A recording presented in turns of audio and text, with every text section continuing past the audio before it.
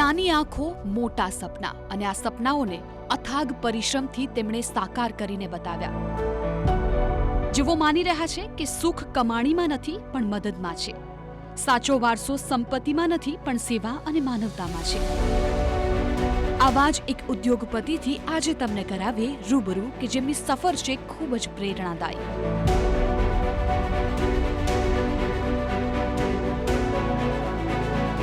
નમસ્કાર, TV9ના Gujarat growth icons સાથે હું છું જિજ્ઞાસા.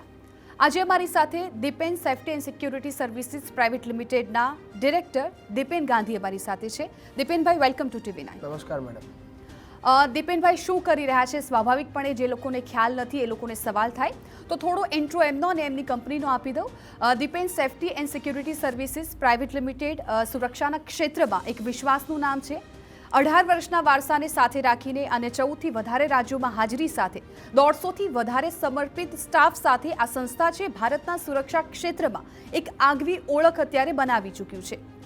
તેમના ડિરેક્ટર શ્રી દીપેન ગાંધી અને શ્રીમતી શ્રુતિ ગાંધીના નેતૃત્વ હેઠળ કંપની આજે માત્ર સુરક્ષા ઉપકરણો પૂરા નથી પાડતી, પરંતુ એક સંપૂર્ણ સ્માર્ટ સેફ્ટી સોલ્યુશન ઇકોસિસ્ટમ પણ પ્રદાન કરી રહી છે. ત્યારે વધુ વિગતથી વાત આપણે દીપેનભાઈ સાથે જ કરીશું. તમને કેવી રીતે વિચાર આવ્યો કે આવું કોઈ કામ કરી શકાય, કેવી રીતે શરૂઆત થઈ, અને તમારો થોડો પરિચય આપો અને તમારી કંપની વિશે થોડી જાણકારી આપો. નમસ્કાર madam. First of all thank you so much. તમે અમને ઇન્વાઇટ કર્યા છે. મારી કંપનીનો પરિચય આપું તો હું Dipen Gandhi, Dipen safety and security services private લિમિટેડના ડાયરેક્ટર દીપેન ગાંધી હું પોતે અને મારા વાઇફ શ્રુતિ ગાંધી. જીવનમાં આજે 2003માં મારી જર્નીની શરૂઆત થઈ હતી. જર્નીની વાત કરું મેડમ તો 2003માં કંપનીનો જન્મ થયો, જે કંપનીનું નામ હતું દીપેન એન્ટરપ્રાઇઝ. અત્યારનું જે જનરેશનની વાત કરું તો લોકો જ્યારે કંપનીનું નામ કરતા હોય તો કંઈક ઇનોવેશન નામ આપતા હતા, અને એ વખતનું કલ્ચર એવું ચાલતું હતું કે ભાઈ આપણે આપણા નામને આગળ લઈ જાઓ, કેમ કે કોઈ પહેલાં તો સમજાવવાવાળું નહોતું, કોઈ શીખવાડવાવાળું નહોતું કે બિઝનેસ એટલે શું, એકાઉન્ટિંગ શું, ફાઇનાન્સ શું. જસ્ટ એક ભાઈ પરિવારની જરૂરિયાત હતી, કોઈ ગોલ નહોતો, બસ ખાલી પૈસા કમાવાની વાત હતી. જે લોકો કોલેજમાં જતા હતા, બરાબર, કે ભાઈબંધ દોસ્તાર બનાવતા હતા, એવાના ટાઈમમાં હું બિઝનેસનું મેં વિચારી લીધું હતું અને 2003થી આ કંપની ચાલુ કરી. અને એ વખતે સિક્યુરિટી અલાર્મ સિસ્ટમ બહુ જ નાના પાયે મેં ચાલુ કર્યું હતું. અને શટર એલાર્મ, જેવી રીતે શટર ઊંચું કરો અને સાયરન વાગે, એટલે એવી સિસ્ટમો હું સપ્લાય કરતો હતો. ત્યારબાદ મને એવું લાગ્યું 2-3 વર્ષની અંદર કે મારે કંઈક નવું ઇનોવેશન આપવું પડશે. એટલે ધીમે ધીમે સમય જતાં 2005માં એ જ ઇન્ટ્રુઝન એલાર્મનું મેં મેન્યુફેક્ચરિંગ ચાલુ કર્યું. પછી પાછું 2 વર્ષ થયું તો પછી પાછું માર્કેટનું ચામ બદલાતો ગયો. પછી એવું લાગ્યું કે આ એન્ટરપ્રાઇઝથી કામ નહીં થાય, કંઈક નવી કંપની બનાવવી પડશે. એટલે 2008ની અંદર મારી કંપનીનું મેં નવું નામ આપ્યું, Dipen safety equipment private limited. Equipment એટલે શું? ઇક્વિપમેન્ટ એટલે CCTV આવે, સિક્યુરિટી અલાર્મ સિસ્ટમ્સ આવે, ફાયર અલાર્મ સિસ્ટમ આવે, અને આ બધી વસ્તુઓ એવી છે કે જે સ્પેશિયલી જ્વેલરી શોરૂમો અને ઘરોમાં લાગતા હોય છે. અને મેં 2008માં બેન્કિંગ સેક્ટર, એ વિશાળ સેક્ટર છે, એની અંદર મેં વિચાર્યું કે આની અંદર ઝંપલાવાથી મારું નામ તો થશે, મને એક ધારો બિઝનેસ મળશે.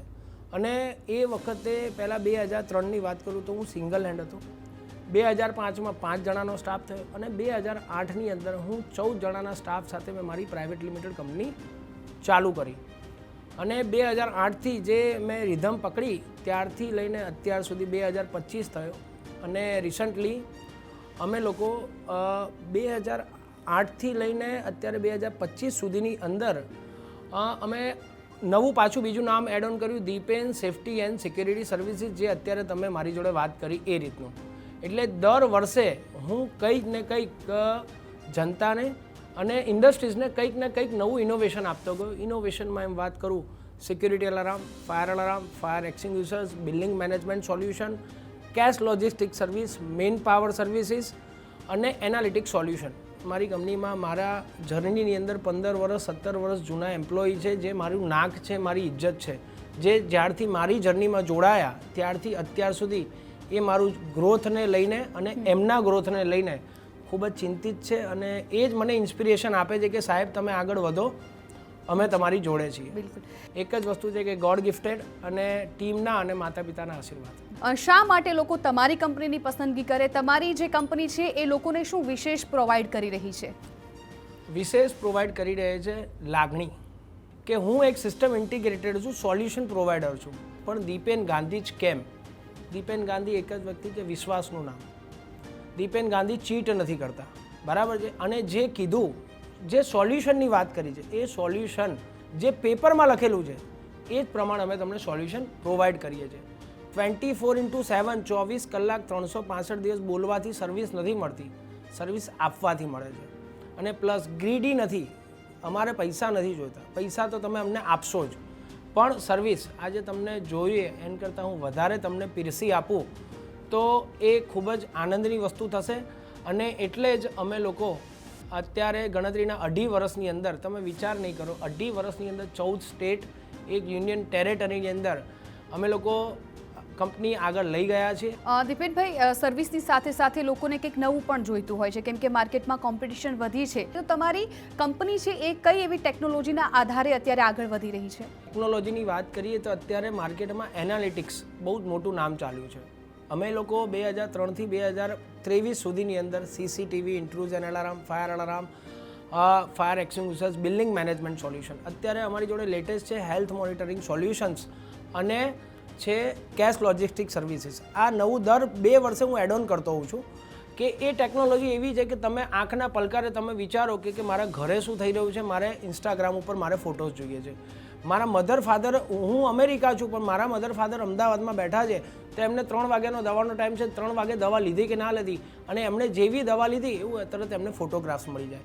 તમે દિવાળીના ટાઈમમાં તમે ગમે ત્યારે, ગમે તે ટાઈમે, ગમે તે સેકન્ડે તમે જે વિચારો કે તમે ઓફિસમાં નથી પણ તમારો સ્ટાફ શું કરી રહ્યો છે, બિલ્ડિંગ મેનેજમેન્ટ, ક્લાઉડ મેનેજમેન્ટ, આજે મોટા મોટા ઇન્સ્ટિટ્યૂટની અંદર કે આજે સવારના 10 વાગે જે આપણે બધા આવતા હોઈએ છીએ, ટેકનિકલ સ્ટાફ હોય કે ઓફિસનો સ્ટાફ હોય છે, તો એના બિહેવિયર મેનેજમેન્ટ, લંચ ટાઈમ પછીનું એમનું બિહેવિયર કેવું છે, એમનું ફેસ રિડિક્શન કેવું છે, એ ક્યારે ખુશમાં હોય છે, ક્યારે એ નારાજ હોય છે.